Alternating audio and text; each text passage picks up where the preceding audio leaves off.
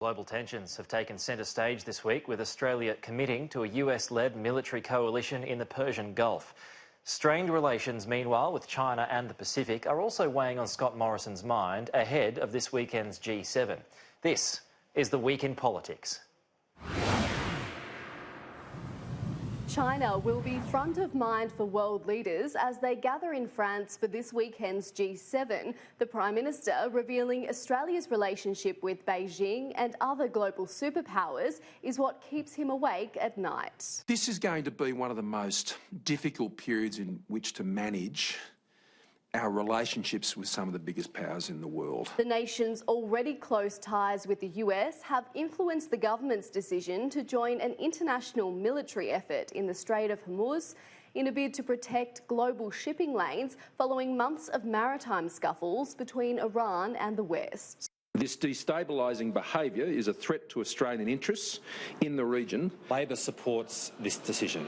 We do so on the basis of this being a mission which is tightly framed around freedom of navigation. Despite the bipartisan support, not everyone is welcoming Australia's intervention.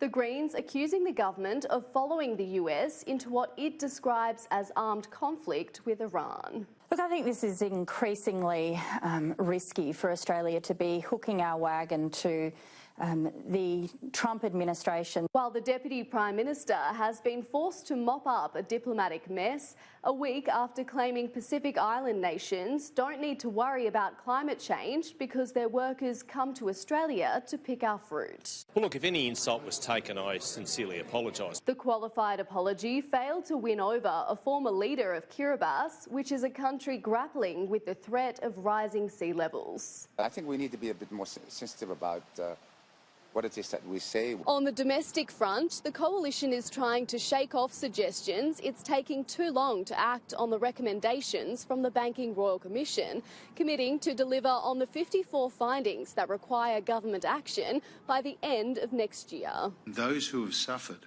from financial sector misconduct expect and deserve Commissioner Hayne's recommendations. The coalition also deflected responsibility over a warning from the Australian energy market operator about the increased risk of blackouts in eastern states this summer, which could leave 1.3 million Victorians without power. The Victorian government's determination to get rid of its coal-fired power stations prematurely is having an impact. The failure to provide settled energy policy in this country is the reason why you are not seeing investors invest in the system, and as a result, infrastructure is ageing and the consequences are therefore obvious. Eliza Edwards, Sky News, Canberra.